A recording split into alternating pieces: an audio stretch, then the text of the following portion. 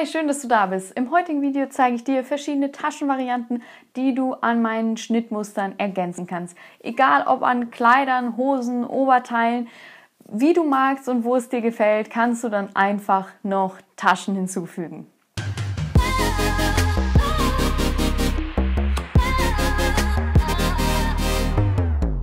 Dieses Taschen-Add-on enthält 4 verschiedene Taschenvarianten, die ich dir einmal kurz vorstellen möchte.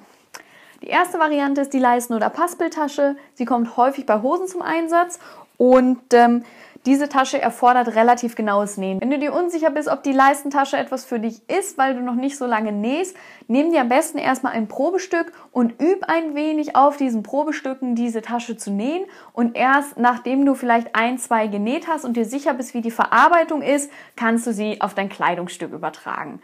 Denn bei dieser Tasche muss man den Stoff einschneiden und wenn man da die Schnitte nicht richtig setzt, dann ist leider das Kleidungsstück hinüber und das wollen wir natürlich nicht. Deswegen würde ich immer an einem Probestück mal diese Tasche testen und danach kannst du sie am Kleidungsstück machen.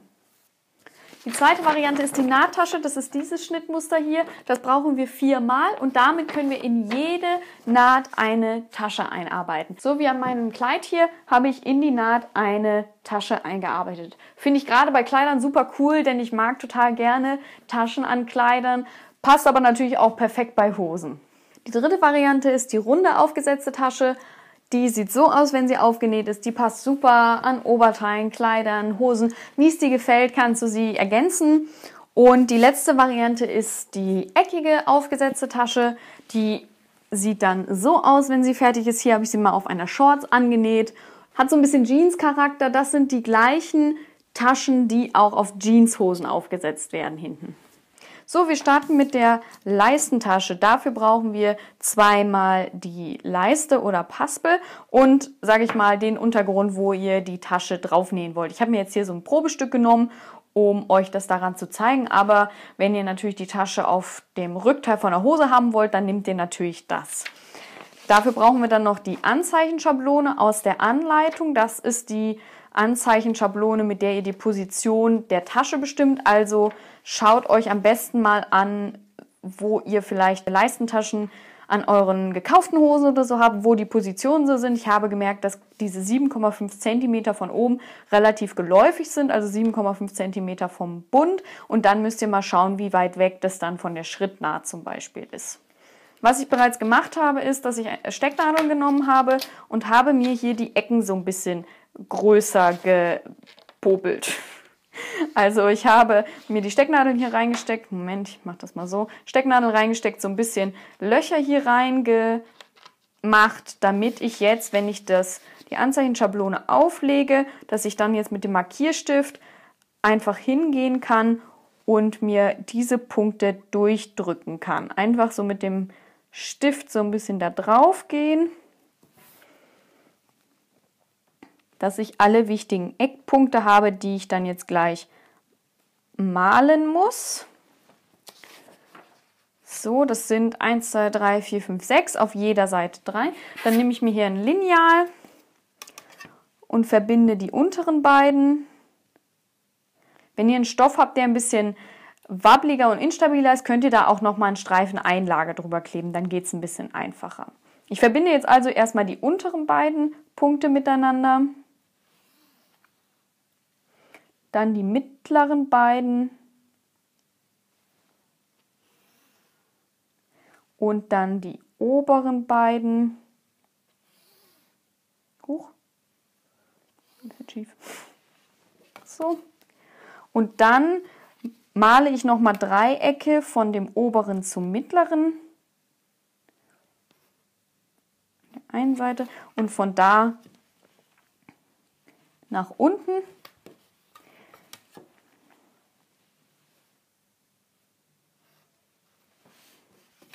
So, und an der anderen Seite auch. So, und dann sieht das Ganze so aus. Da habe ich mich jetzt ein bisschen vermalt. Es sollte natürlich gerade sein, dass das genau in einer Ecke endet. Dann nehmt ihr euch das Schnittmuster von der Paspel und auch nochmal eine Stecknadel und macht euch ein paar Löcher an die Enden. Und dann könnt ihr das Schnittmuster auf die Paspel legen und diese Enden auch nochmal auf den Stoff übertragen.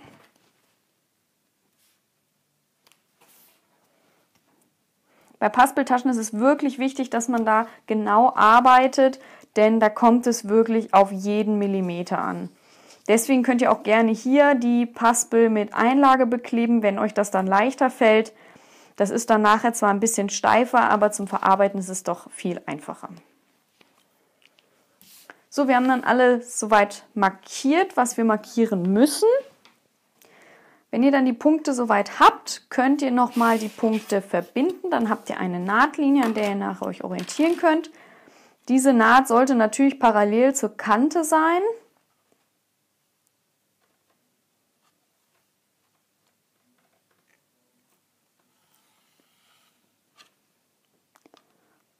Schaut, dass ihr auch wirklich genau an dem Punkt anfangt und endet, den ihr vorher angezeichnet habt, sonst stimmen nachher die Längen nicht und das ist hier sehr wichtig.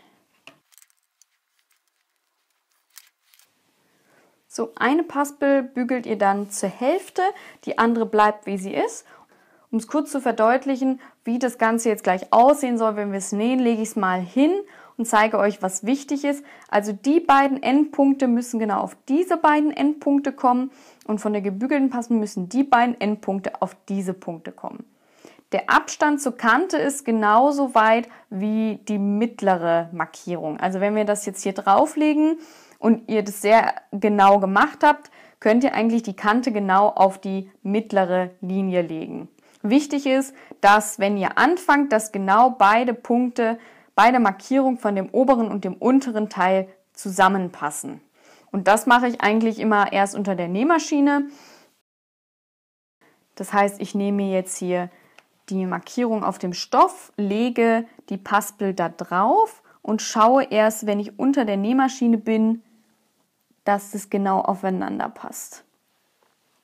Dann schiebe ich es drunter, senke das Füßchen runter und schaue, dass ich genau mit der Nadel in diesen Anfangspunkt steche. Das kann man auch gut mit dem Handrad machen.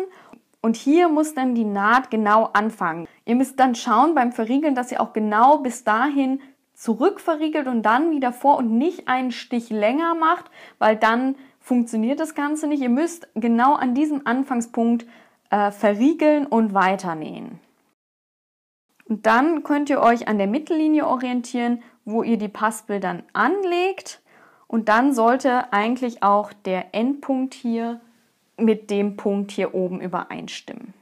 Ihr könnt auch unten drunter nochmal schauen. So sollte das aussehen. Die Kante ist quasi genau auf der Mittellinie und die Markierung auf der Paspel passt auf die darunter liegende Linie. So, wenn ihr zum Ende kommt, achtet darauf, dass der letzte Stich genau in den Markierungspunkt trifft und wenn ihr dann wieder verriegelt, dass ihr auch nicht mehr über ihn hinaus näht. Genau, und so sollte das Ganze aussehen, dass ihr dann oben und unten die Punkte genau übereinander liegen habt, genau wie hier. Ihr könnt auch nochmal kontrollieren, ob ihr einigermaßen gerade auf dieser Linie genäht habt, das sieht auch gut aus. Und dann könnt ihr noch das obere Stück annähen, das ist dieses hier. Da würde ich es mir dann so rumlegen und schauen, dass ich auf den Punkt genau komme. Wichtig ist auch, dass diese beiden Punkte dann auf der gleichen Höhe liegen, weil sonst ist die Paspeltasche nachher ein bisschen asymmetrisch. Also die sollten genau auf gleicher Höhe liegen. Hier würde ich wieder die Nadel mit dem Handrad versenken, dass ich genau in dem Anfangspunkt bin und aufpassen beim Verriegeln, dass man nicht darüber hinauskommt. Zum Ende wieder aufpassen, dass man mit dem letzten Stich genau in diesem Endpunkt ist. Verriegeln, abschneiden und hoch damit. So, wenn ihr jetzt die Paspel mal zur Seite klappt, seht ihr auch, welche Linien ihr jetzt aufschneiden müsst. Das sind zum einen sind es diese Dreiecke an den Seiten und die Mittellinie. Die schneiden wir jetzt auf, um dann die Paspel wenden zu können. Ganz wichtig bei diesem Dreieck hier ist, dass ihr den Einschnitt bis kurz vor der Naht macht. Also nicht zu weit entfernt von der Naht, weil sich dann in der Ecke Falten bilden. Das seht ihr dann aber auch, wenn ihr die Paspeltasche wendet und da entstehen so strahlenartige Falten an den Ecken. Da müsst ihr noch ein bisschen näher bis zur Naht einschneiden, aber aufpassen, dass ihr natürlich nicht in die Naht schneidet.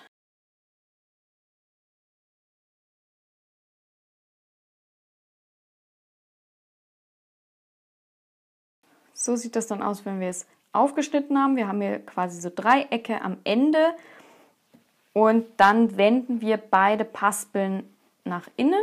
Also wir ziehen es quasi einmal so durch das Loch durch. Das will immer nicht so ganz. Wir müssen es nämlich jetzt bügeln und das kannst du jetzt auch direkt machen, indem du das Ganze nach innen wendest und alle Nahtzugaben nach unten bügelst. Also sowohl die obere Paspel kannst du dir so hinlegen und alles nach unten bügeln und die Paspel hier auch so alles nach unten zu bügeln. So sieht es dann aus, wenn es ordentlich gebügelt ist. Schaut mal, wenn ihr hier so ein paar Falten an den Ecken habt, ob ihr dann noch mal ein bisschen weiter einschneiden müsst. Sonst könnt ihr auch mal versuchen, das ein bisschen wegzubügeln. Häufig ist aber, wenn ihr hier Falten an den Ecken habt, dass ihr zu wenig eingeschnitten habt. So, die Paspeln sind ja jetzt noch nicht festgenäht, das machen wir nämlich jetzt. Wenn ihr alles auf die andere Seite gedreht habt, inklusive dieser kleinen Dreiecke an den Enden. Und dann klappt ihr euch die eine Seite um. Vorher richtet ihr das am besten nochmal so, dass es alles ordentlich aufeinander liegt. Und dann klappt ihr euch eine Seite um und dann seht ihr hier dieses kleine Dreieck. Und da näht ihr jetzt im 90-Grad-Winkel drüber und näht damit quasi die Paspeln aufeinander fest. Es ist wichtig, dass ihr das Dreieck ganz am Ende annäht, im letzten Eck, wo es überhaupt geht, wo ihr nicht den Stoff mit festnäht, ist es nur das Dreieck und die Paspeln. Das machen wir dann auch noch mit der anderen Seite.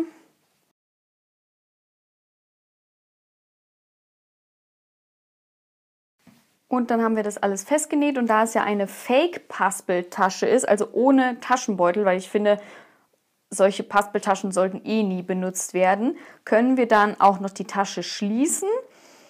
Da können wir dann uns jetzt 2, 3 Stecknadeln stecken und die Paspeln genau aufeinander legen, dass die untere Paspel nicht mehr sichtbar ist, nur noch die obere.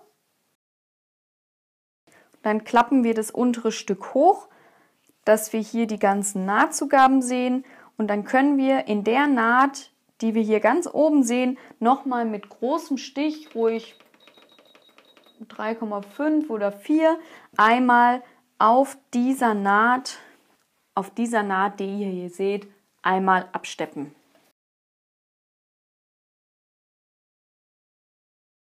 Dann könnt ihr die Tasche noch mal einmal bügeln. Das steht hier manchmal dann so ein bisschen ab und wenn es gebügelt ist, ist die Tasche fertig. Als nächstes machen wir die Nahttaschen. Das ist das Schnittmuster dazu. Und da haben wir 2 Knipse, die wir übernehmen müssen. Einmal auf die Taschenbeutel. Für jede Seitentasche oder Nahttasche brauchen wir 2 Taschenbeutel, einen vorderen und einen hinteren. Das heißt, wenn ihr rechts und links in einem Kleid oder in einer Hose Taschen haben wollt, braucht ihr 4 davon. Wir übertragen uns dann die Knipse auf das Schnittmuster, denn das ist die Taschenöffnung nachher. Also hier ist dann jetzt meine Seitennaht. Wenn wir jetzt sagen würden, das ist eine Hose, ist hier oben der Bund.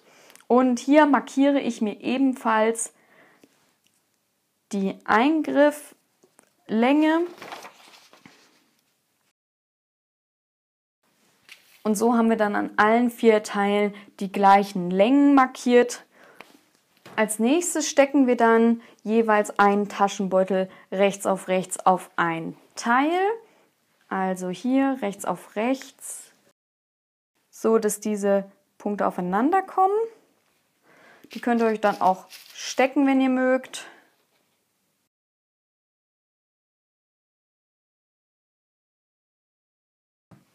Und dann nähen wir die Taschenbeutel fest. Wir beginnen dann genau an der Markierung hier oben im Abstand von 1 cm zur Naht, nähen einmal hier runter und enden auch an dieser Markierung.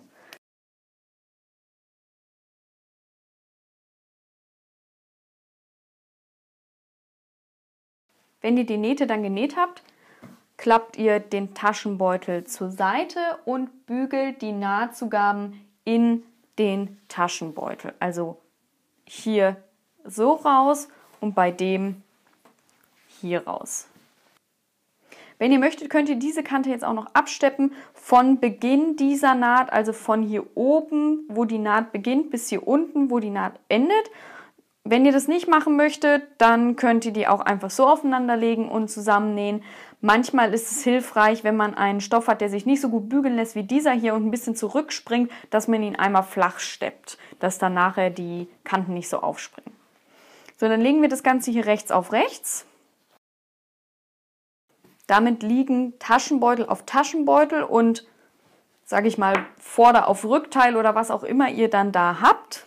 Und dann wird zuerst die Seitennaht geschlossen. Also wir nähen jetzt auf diesem Teil, was bei euch wahrscheinlich Vorder- und Rückteil ist. Dann nehmt ihr euch diese Stelle und näht von oben bis zum Beginn dieser Naht. Dabei müsst ihr aufpassen, dass ihr nicht diesen Taschenbeutel mitnäht, sondern dass der zur Seite gedreht wird. Und dass natürlich dieser Anfang dieser Naht auf den Anfang dieser Naht trifft. Da könnt ihr euch das Ganze auch mal zur Seite klappen und schauen, wo hier was anfängt.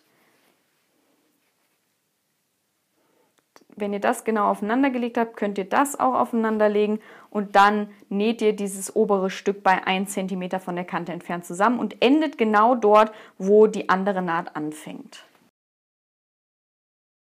Ihr könnt es während des Nähens auch sonst nochmal prüfen, dass ihr die genau aufeinander legt. So. Schön die Taschenbeutel weghalten, dann bei 1 cm nähen und vorsichtig genau bis zum Anfang der anderen Naht nähen. Dann legen wir uns das Ganze nochmal flach hin. So, diese Taschenbeutel sind völlig lose, die sind nicht mit eingenäht. Und dann machen wir das Ganze unten auch noch. Da, wo die Naht endet hier, die kommt auf die Naht darunter, auch genau auf das Ende. Dann klappen wir das runter und nähen das restliche Stück. Und beginnen am Ende der anderen Naht und nähen bei 1 cm von der Kante entfernt bis runter zum Ende. So, und wenn wir das Ganze dann aufklappen, haben wir schon einen Tascheneingriff. Das sieht dann so aus, man kann schon reingreifen, aber der Taschenbeutel ist ja noch nicht geschlossen und das machen wir jetzt. Wir nehmen also die Taschenbeutel, legen sie exakt aufeinander und nähen dann einmal rundrum nähen. Für die, die diese Tasche in Kleidern verwenden, würde ich empfehlen, dass ihr hier eine Form reinmacht, weil dieses Stück schlackert dann immer ein bisschen rum im Kleid. Dann ist es immer ein bisschen schöner, da einen Tropfen draus zu nähen, damit das besser anliegt. Ich nähe das Ganze jetzt mal viereckig ab. Wenn das zum Beispiel eine Hose wäre, würde ich das so machen.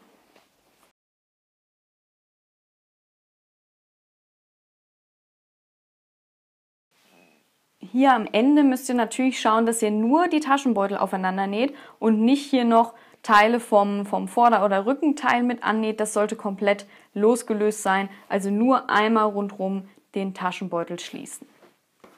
So, und dann haben wir unsere Seitennahttasche auch schon fertig. Dann kann man die ganzen Nahtzugaben, die man hier hat, alles ins Vorderteil bügeln, denn die Tasche wird ja im Vorderteil wahrscheinlich sein. Dann kann man das Ganze hier noch flach bügeln, dann sieht es schön aus und dann sind wir fertig. Die dritte Variante ist die aufgesetzte runde Tasche und dafür habe ich mir ein bisschen Vorarbeit geleistet. Ich habe mir nämlich hier so eine Bügelschablone hergestellt. Dafür habe ich von dem ursprünglichen Schnittmuster einmal die Nahtzugaben abgeschnitten und das Ganze auf so einen Karton geklebt. Dann ist das ein bisschen fester. Damit können wir dann gleich viel einfacher die Nahtzugaben bügeln. Wir positionieren als erstes die Tasche dann mit dieser Bügelschablone auf deinem Schnittteil. Da kannst du vielleicht mal bei anderen Hosen bei dir schauen, wo die Hosentaschen positioniert sind, wie hoch von oben und von der Mittelnaht entfernt sind sie aufgesetzt. Das ist immer ein bisschen Geschmackssache auch, deswegen würde ich da jetzt gerade keine Werte angeben. Macht das einfach so, wie ihr es am schönsten findet, oder vielleicht habt ihr ja auch Hosen, die ähnliche Taschen haben und da könnt ihr dann die Maße abnehmen. Also ich nehme mir dann jetzt diese Bügelschablone, wo die Nahtzugaben schon abgeschnitten sind. Das ist dann quasi also die Tasche, so wie sie später auch aussieht. So kann man dann ganz gut auf dem Schnittmuster das Ganze positionieren. Und dann nehme ich mir hier diesen Magic Pen und male einmal komplett die Umrisse auf den Stoff. So, dann haben wir den Teil schon mal fertig und dann bügelt ihr euch das Schnittmuster von dem Taschenbeutel. Ihr legt euch dann die Bügelschablone auf euer Schnittteil, dann habt ihr 1 cm Nahtzugabe an den Seiten und oben 3 cm. Ich empfehle immer, dass man erst die Seiten bügelt und dann die obere Kante, denn so hat man keine Nahtzugaben sichtbar, wenn man in die Tasche reinschaut. Finde ich immer ein bisschen schöner, weil sonst sieht man schon mal so ein bisschen Fransen. Das kann man dann dadurch verhindern. Genau, also bügeln wir das jetzt erstmal und danach legen wir los mit dem Nähen. So sieht es dann bei mir aus, wenn ich es umgebügelt habe. Als nächstes nähen wir dann die obere Kante. Das heißt, ihr klappt das nach innen um und steppt es dann bei 2,5 cm von der Kante entfernt fest.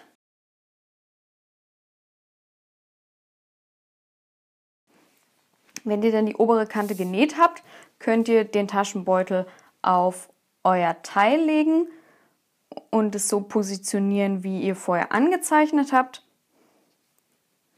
Und dann könnt ihr den Taschenbeutel festnähen. Ich würde jetzt hier nichts stecken, denn wir haben ja den kompletten Umriss aufgemalt und würde mich dann an der aufgezeichneten Linie orientieren und immer wieder das Ganze so justieren, dass es genau an der Kante entlang läuft. Man kann zum Absteppen auch super gut hier so ein Kantenfüßchen nehmen. Das sieht bei mir so aus, das hat hier eine Führung, mit der man dann ganz genau an der Kante lang nähen kann. Das nehme ich immer ganz gerne für solche Absteppungen, wenn es genau sein muss. Und während des Nähens justiere ich dann immer, dass ich genau an meiner Markierung langlaufe und dann ist die Positionierung der Tasche auch richtig. In den Rundungen muss man ein bisschen langsamer nähen und eventuell ab und zu mal das Füßchen hochnehmen, um die Rundung genau zu treffen.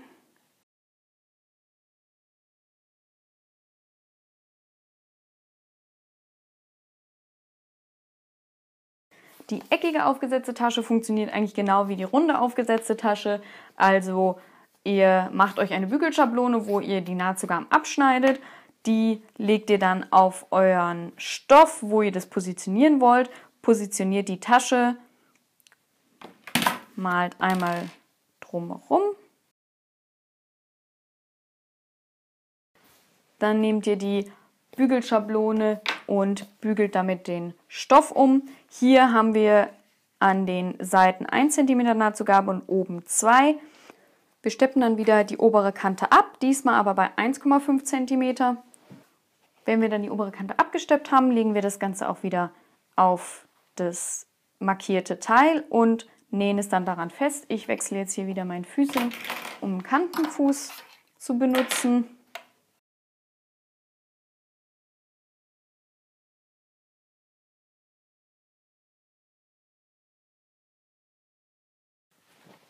Und so sieht die Tasche dann aus, wenn sie fertig ist. So, das war's auch schon. Ich habe dir in diesem Video gezeigt, wie man 4 verschiedene Taschenvarianten näht und wie du damit dein Schnittmuster noch individueller gestalten kannst. Ich hoffe, es hat dir Spaß gemacht und ich freue mich, von dir zu hören. Wenn du Fragen oder Anregungen hast, schreib mir gerne an christina@bara-studio.com und folg mir auch gerne bei Instagram und Pinterest.